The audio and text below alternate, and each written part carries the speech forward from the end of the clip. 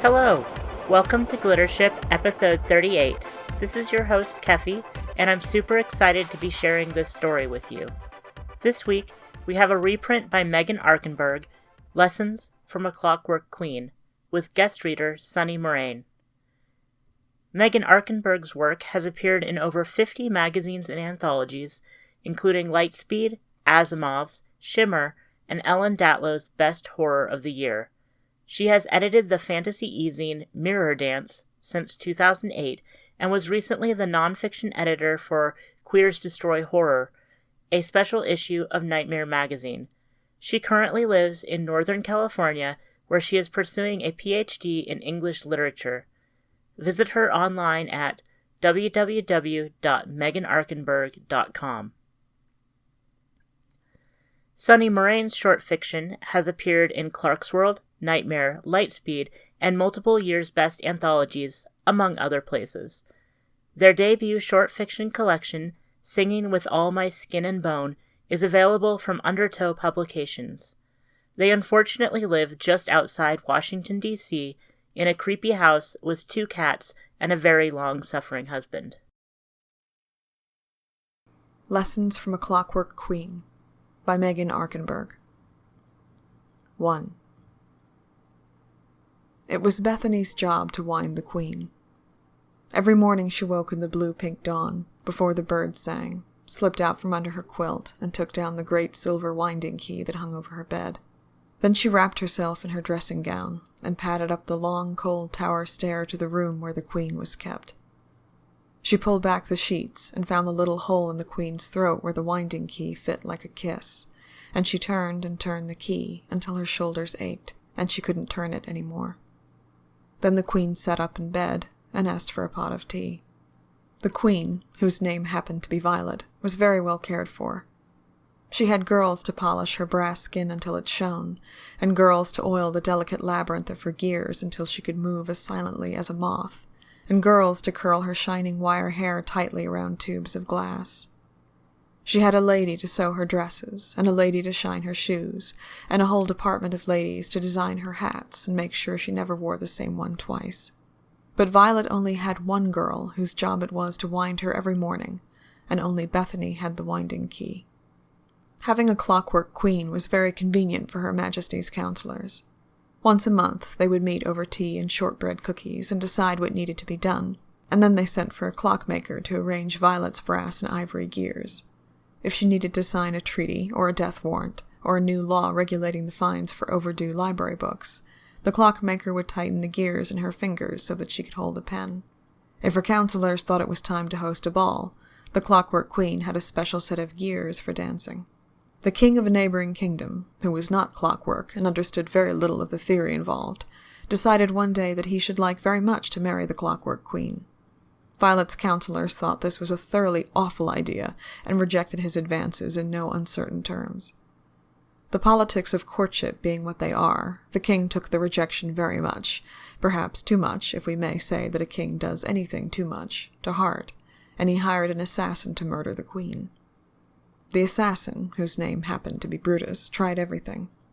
He poisoned Violet's tea, but she, being clockwork and lacking a digestive tract, didn't notice at all.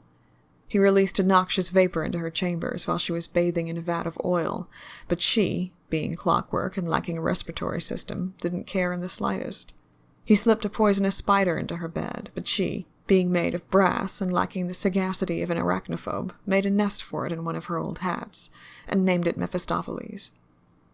Being a clever sort, and no longer quite ignorant of the properties of clockworks, Brutus lay in wait one night on the cold tower stair, and he thrust a knife into Bethany's heart when she came to wind the queen.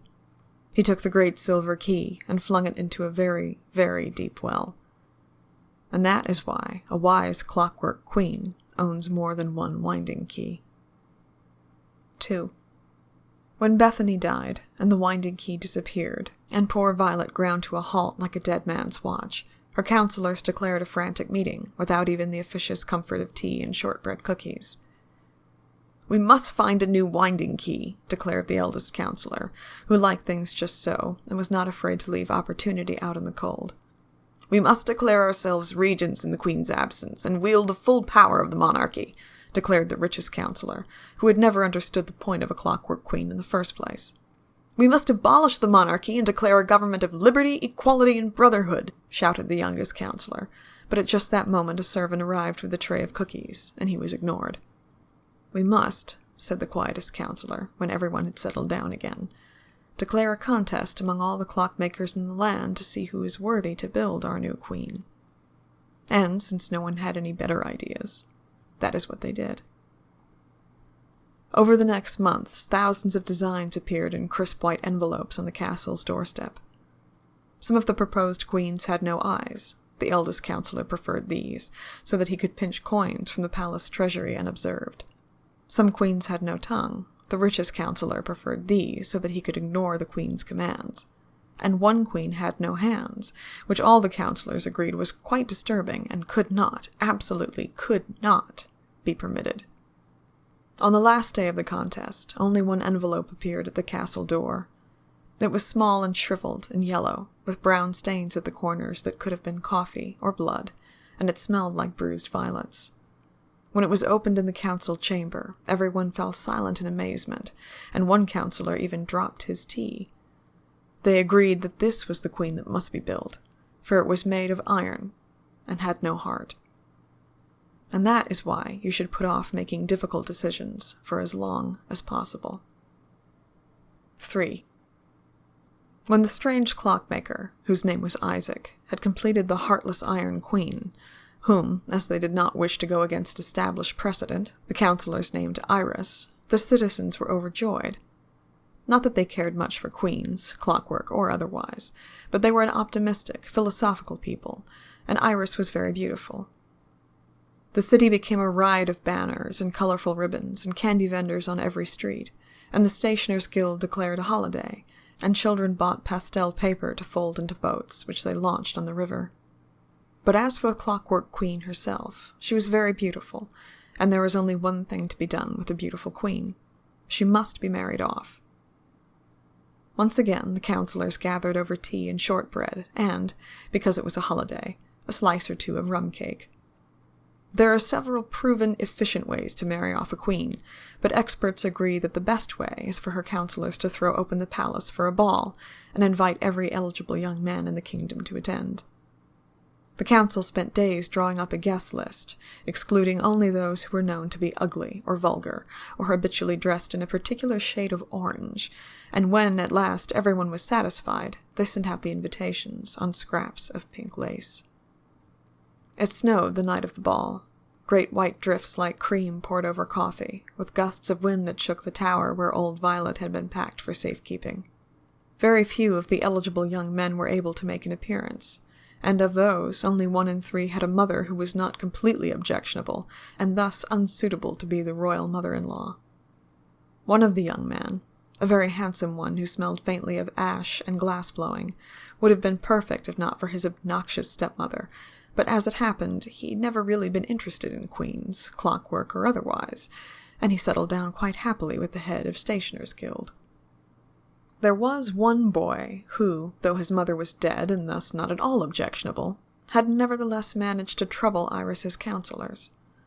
Perhaps it was his hair in desperate need of cutting, or his threadbare velvet coat, dangerously approaching a certain shade of orange. Perhaps it was the fact that he had come in from the snow, and, instead of clustering devotedly around Iris with all the other young men, had sat down by the fire in the great hearth and rubbed color back into his fingertips. Whatever it was, the councillors were quite keen that he should not be permitted, not even be considered, to marry their Clockwork Queen. No sooner had they agreed this than Iris began elbowing her iron way through the crowd, pursuing the threadbare coat like a cat bounding after a mouse. The boy poured himself wine at the table in the western alcove, and the queen hurtled after him, upsetting the drinks of those too slow to move out of her path. He stood for a moment on the balcony overlooking the snow-mounted garden, and Iris glided after him into the cold. As he turned to go back into the flame-brightened ballroom, he found his way blocked by the Iron Queen. Since, unlike the eldest councillor, he was a wonderfully opportunistic man, he dropped to his knees right there in the snow, and asked her to marry him. Iris clicked her iron eyelids at him and assented, and that is how Henry Milton, a bookbinder's son, became a king. And that is why, if you are ever invited to a ball for a heartless Iron Queen, you should always carry a lodestone in your pocket. 4. Henry Milton learned very quickly that it is hard to love a heartless Clockwork Queen, no matter how beautiful she is. She creaks and whirls in odd ways when you are trying to sleep. She has very few topics of conversation. She knows exactly how long it takes you to do everything. She only follows you when you draw her with a lodestone, and lodestones can feel very heavy after a while, not to mention how they wreak havoc with the lines of a coat. However, Clockwork Queens are very good at learning from one another's mistakes, and Iris, instead of having only one winding key and one girl to wind her, had 3 keys, and a set of triplets. Sadly, even Clockwork Queens are not immune from the woeful ignorance that assumes that siblings who share birth dates must also share skill sets. Abigail, the youngest triplet, was very good at winding the queen. Her hands were soft and gentle, and she wasn't afraid to give the key an extra turn now and then. Monica, the middle triplet, was very bad at winding the queen. She was slow and clumsy, and much preferred dictating monographs on economic history and philosophy of education. Elsa, the eldest triplet, was an excellent winder when she remembered, which at first was not often, and became less and less frequent, as she fell in love with the king. All 3 girls were in love with the king, of course. He was a bookbinder's son with long hair and a lodestone in his pocket and a heartless clockwork wife, and he occasionally wrote poetry, and he harbored a secret and terrible passion for postage stamps. What girl could resist? But Elsa, tall and dark and fluent in 3 languages, with a good head for maps and a gift for calculus, was the one Henry Milton loved back.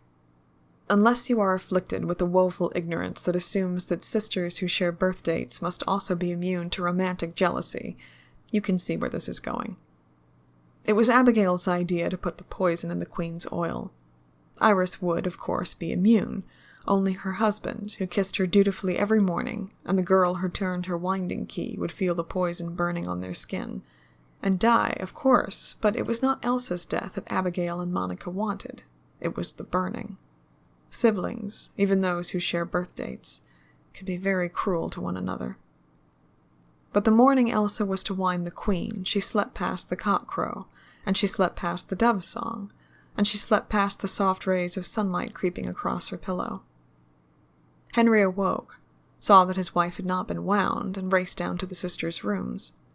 Monica was only half awake, and if a handsome man with a terrible passion for postage stamps asks you to do something when you are only half awake, you will probably say yes. Monica stumbled up the stairs and wound the Clockwork Queen, and by the time she felt the burning in her fingers, it was too late. She died before nightfall. Henry, as it happened, was saved by his intimate and long-standing friendship with old Mephistopheles, who still lived in Violet's hat, and happened to secrete antidotes to most animal poisons. He and Elsa ran away together, and opened a little bookbinding shop in a city no one had ever heard of, though it soon became famous for the quality of its books. Abigail, consumed with guilt, locked herself away in the bowels of the castle, where she grew old and eccentric, and developed a keen interest in arachnids. Mephistopheles visited her sometimes, and she is rumored to have stood godmother for all his 12,000 children. And that is why you ought to befriend spiders, and anyone else who lives in old hats. 5. Clearly, if the girls responsible for winding the Clockwork Queen were so keen on being assassinated or running off to become bookbinders, a more reliable method would have to be devised. The youngest counselor, no longer naive enough to propose abolition of the monarchy before his fellow counselors finished their tea, struck upon the elegant notion of building clockwork girls to wind the Clockwork Queen. The same clockmaker who had done such excellent work on Violet's treaty hands and parade smiles could set the winding girls to perform their function automatically, not a moment too soon or a moment too late.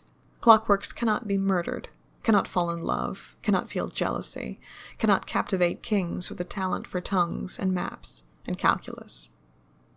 But who, said the eldest counselor, will wind the clockwork winding girls? Why, more clockworks, said the youngest counselor, who, though no longer naive, was not a superb critical thinker. And who will wind those? Still more clockworks. And how will those be wound? By still more clockworks. All right, you've had your fun, grumbled a counselor who never spoke much, except to complain. Clockworks wind clockworks who wind clockworks, and so on for as many iterations as you care. But who winds the first clockworks? Answer me that, he said, and sat back in his chair. Why, that's simple, said the youngest counselor. They don't all wind each other at the same time. We stagger them, like so. He made a hand gesture that demonstrated his woeful ignorance of the accepted methods of staggered scheduling, and the last shall wind the first. It can be managed, I'm sure. He looked so earnest, his eyes wide and blue behind his thick glasses, that all the counselors agreed to give his proposal a trial run. Despite his ignorance of staggered scheduling, he managed to form a functioning timetable, and the winding of the winders went off as smoothly as buttermilk. And that is how the Clockwork Queen came to rule a clockwork court, and why clockmakers became the richest men in the kingdom. 6. You, being a very rational and astute kind of reader, might be forgiven for thinking that Iris could tolerate her clockwork court, perhaps even love it. However, she could do neither. Clockwork queens are no more liberal over strange whirlings and creakings than their bookbinder husbands are, and they are no more pleased with limited conversation, and they no more wish to be told how long precisely it takes them to do anything. Though they will never admit it, every once in a while, a clockwork queen likes to be late for her appointments. So one day Iris opened the great wardrobe in Violet's old rooms and pulled out a beautiful robe of ruby silk and sable, and a pair of sleek leather boots, and a 3-cornered hat with a net veil, and a sprig of dried amaranth blossoms hanging from the front. She powdered her shining skin until it was pale and dull, and oiled her gears until they were silent as a mouse's whispers. So, disguised, she went out into the city in search of someone to love. There were many people she did not like. There were merchants who tried to sell her strong-smelling spices, and artists who offered to paint her portrait in completely inappropriate colors, and poets who rhymed love and dove with no apparent shame. There were carriage drivers who cursed too much, and primly aproned shopgirls who didn't curse enough. And, as always, there were overly friendly people who insisted on wearing a certain shade of orange. By noon the streets were hot and dusty and crowded, and the amaranth blossoms on Iris's hat were scratching her high forehead, and she was no closer to loving anyone than she had been that morning. With a sigh like the groan of a ship being put out to sea, she sat on a cool marble bench in the center of a park, where the rose petals drooped, and the fountain had been dry for decades. While she sat there, lamenting the short-sightedness of her counsel and the inadequacy of humanity, she smelled a bit of cinnamon on the breeze and saw a girl race past, red and small and sweet. If Iris had possessed a heart, we would say she lost it in that instant. Since she lacked that imperative piece of anatomy, whose loss would have been cliché and technically inaccurate in any case, we will say instead that a gear she had never known was loose slipped suddenly into joint as she watched Cassia, the perfumer's daughter, race through the park with a delivery for her mother's richest client. Iris followed Cassia as steadily as if the girl were carrying a lodestone, which, we hasten to assure you, was not the case. On the doorstep of the client's house, after setting the precious package in the mailbox screwed into the bricks, Cassia finally turned and met the gaze of the Clockwork Queen, who was, in case you have forgotten, most phenomenally beautiful. "Please," said Iris, "come to my palace, and I will give you my silver winding key. And that is why you should never hesitate to run your mother's errands." 7. Cassia was a very curious girl. Of course, anyone who accepts the winding key of a complete stranger in a public market is bound to have some small streak of curiosity, but Cassia's curiosity was broad as a boulevard, shaded with flowering trees. She was always very faithful about winding Iris, but when she was done she would sneak off into the cellars and the attics and the secret places in the castle. She found albums of postage stamps Henry Milton had long ago hidden away, and some old diagrams for building a queen with no eyes, and a box of 12,000 baptismal certificates written in the smallest script imaginable. One day she found a cold stone staircase winding up into the towers, and in the room at the top of the stairs she found Violet. Of course, the council hadn't just disposed of her when she ceased to run.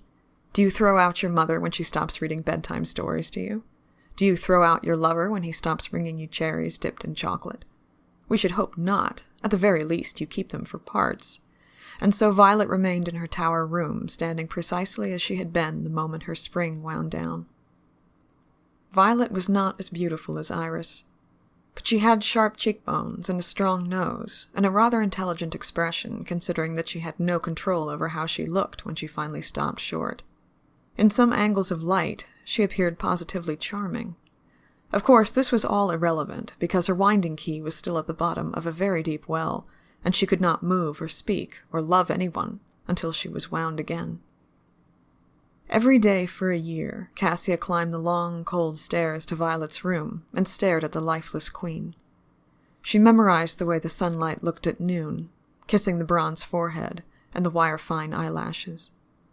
She came to love the smell of dust and cold metal, the creak of the wooden floors beneath her feet. Finally, after a year of staring and wondering and hoping, quietly and desperately, Cassia raised herself on tiptoe and kissed Violet's clockwork lips.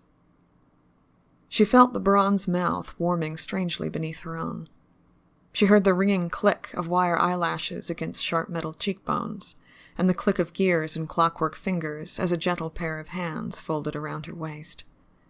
And Violet took a deep, shuddering breath.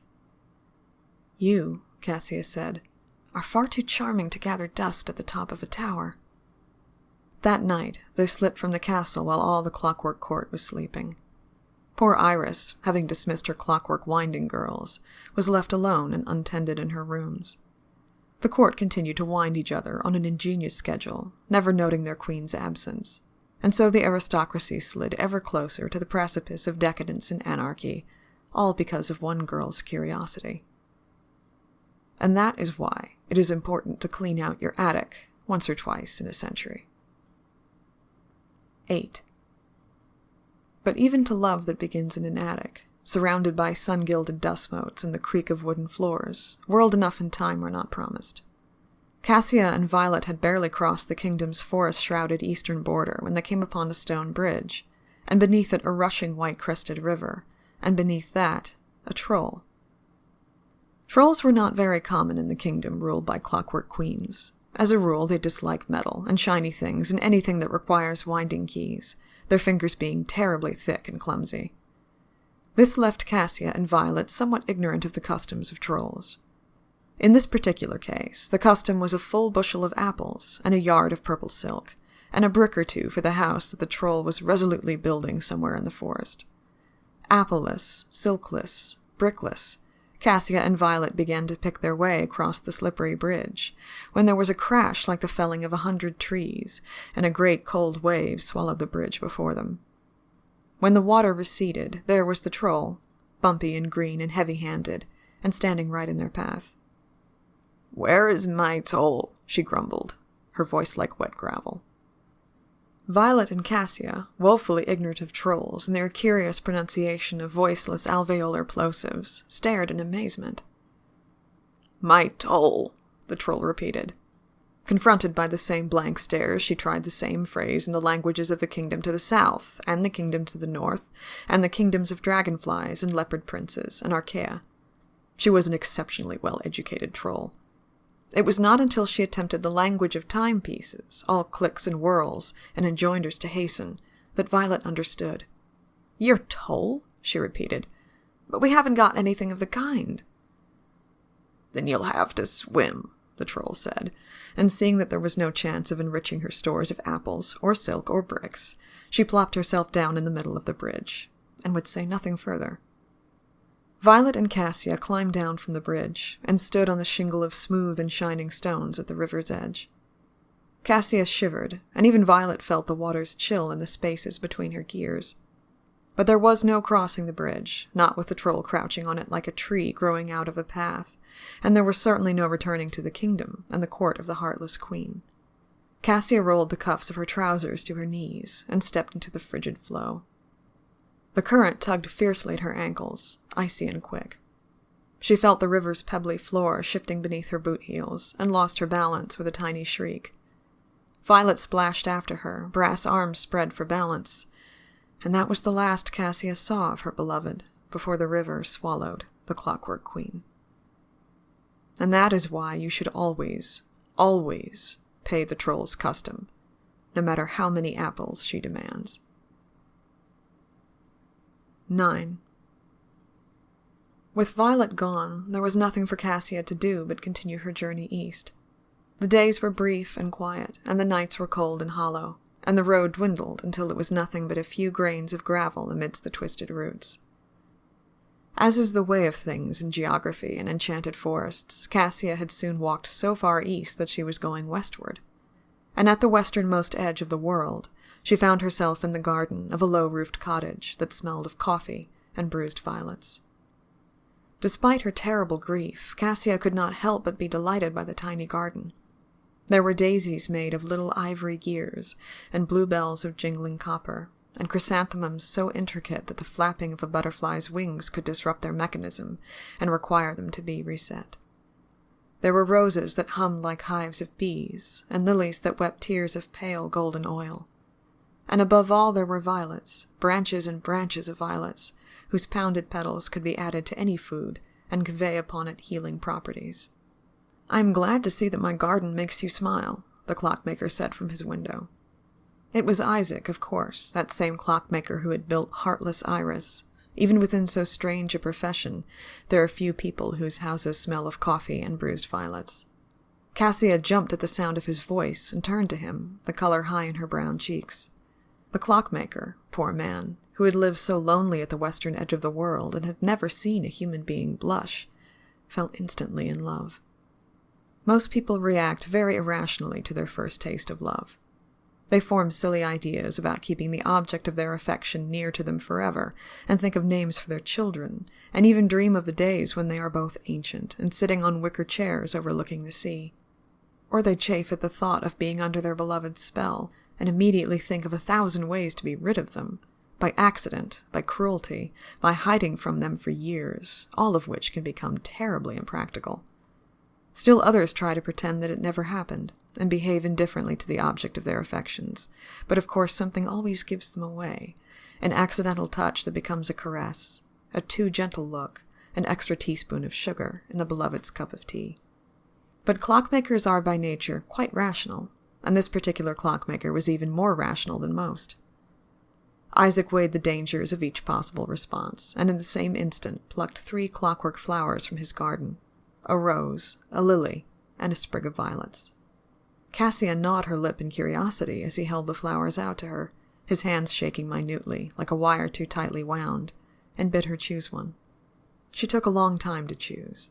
The flowers were all so beautiful, and each one seemed to sing to her of the weight of her choice. But of course she could not know. The flowers could not know. Only Isaac himself knew the true price of each stem. If Cassia had chosen the rose, singing and sweet-scented, Isaac would have knelt and asked her to marry him. If she had chosen the lily, weeping and pale, he would have strangled her with a purple silk scarf and buried her beneath the amaranth bush in his bedroom window. But since she chose the violets, quick and dark, he swallowed his passion and his fear, and served her a cup of salty chicken soup, and sent her on her way. And that is why you must always remember the names of lost lovers. 10. So Cassia found herself again on the borders of Iris's kingdom. This land was ruled not by a clockwork queen, but by a mortal man, and everything was cold and covered in grey ash. The land lay under a curse, an apple peddler warned Cassia when they sheltered for the night beneath the same lightning-racked tree. The king was dying of consumption, and his daughter, who happened to be a very powerful witch, plunged the kingdom into drought and ice until someone came forth to cure her father. It was, the peddler said, a beautiful show of filial devotion, if ultimately quite useless. Cassia listened to the story and said nothing, chewing it over like a dusty bite of apple, and fingering the sprig of violets in the pocket of her coat. Another day of walking brought her within the shadow of the dying king's castle. Cassia shuddered to see the coat of arms blazoned on the door, for this king was the same one who, many years before, had sent Brutus to assassinate Violet. Again Cassia fingered the clockwork petals in her pocket. Then she went to the door, and knocked. A tall woman answered, her face pale as a disk of bone. "What do you want?" she snarled. "I am here to cure the king," said Cassia, But first you must promise to give me whatever I ask for when he is returned to health." "If you can cure my father," said the princess, "I will give you this kingdom and everything in it." And she led Cassia through the winding hallways to the king's deathbed in the palace's heart. Cassia rolled up her sleeves and stoked the fire in the room's great hearth until it blazed like sunlight on apple skins. She sent the servants for a black iron kettle and a wooden spoon, and some chicken bones and a gallon of clean water. When she had boiled the bones to a clear golden broth, she added salt and carrots and soft white potatoes, and slivers of celery and sweet-smelling thyme. She used a silver ladle to dish the soup into a peasant's wooden bowl, which held, in its splintered bottom, one single petal from a clockwork violet. When the king had eaten the soup, color returned to his bone-pale cheeks, and his lungs became clean and whole again. He leapt up from his bed and embraced his daughter, whose black eyes sparkled in the firelight. "The king is saved," the princess said. "What is it you wish from me?" "Bring me Brutus," said Cassia. The assassin was found and brought before her. He knelt at her feet and trembled, certain she had come to kill him for the loss of Violet's winding key. He was not ignorant, after all, of the properties of clockworks, though he knew precious little of lovers' first kisses. And so he was astounded to learn that Violet was no longer gathering dust in Iris's attic, but trapped beneath the river's icy foam. "I want you to bring me my clockwork queen," said Cassia, "and I want her alive." "You will have her," swore Brutus, who had never failed on a mission. "And that is why you should learn the reason behind every pestilence, and never be afraid to call in favors." 11. Brutus, as you will surely recall, was both very clever and rather well informed about the subtle machinations of clockwork. He also had an abnormally high tolerance for frigid water and the alveolar plosives of trolls. And so he fished poor Violet from the river with no more trouble than a child pulling sweet-fleshed shellfish from a tide pool. But water, particularly cold and muddy river water, is vicious to clockwork, and no matter how he shook her, or called to her, or kissed her metal lips, Brutus could not bring Violet back to life. But he had never failed on a mission, and he was not about to begin failing when his mission was the reunion of true lovers. He wrapped Violet in his own cloak, and sat her on the back of his own horse, and for nearly a year he wandered the land, looking for the woman, or man, or beast who could fix the clockwork queen. And, as is the way of things in geography and hopeless quests, Brutus soon found himself in a clockwork garden that smelled of coffee and bruised violets. Isaac was there. Where would he have gone? Sitting now on his front porch, composing sonnets to Cassia's brown skin and sweet voice. He caught sight of sunlight glinting off of Violet's bronze forehead long before he could make out the shape of Brutus stumbling along beside her. He folded his legs up beneath him and leaned against the brick wall of his garden, sucking the ink-bitter tip of his pen until his visitors were close enough to call to. "I suppose you want me to fix her," Isaac said. "Oh, not to worry. It can be done. In fact, there are 3 ways to wake a dead clockwork."